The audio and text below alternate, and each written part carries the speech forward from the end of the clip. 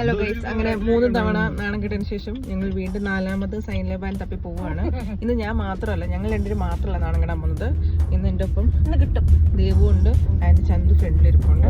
ഇന്നോട് കിട്ടിയില്ലെങ്കിൽ ഞാൻ എൻ്റെ ആഗ്രഹം ഉപേക്ഷിക്കും. ഇനി പോരുത്, ഇനി പോവില്ല. ഇല്ല, പോവില്ല. എന്താണെന്ന് അറിഞ്ഞൂടാ കേട്ടോ. ഞങ്ങൾ ചെന്ന സമയത്ത് അധികം തിരക്കുണ്ടായിരുന്നില്ല ഷോപ്പിൽ. ഞങ്ങൾക്ക് ഇരിക്കാനുള്ള സീറ്റും കിട്ടി.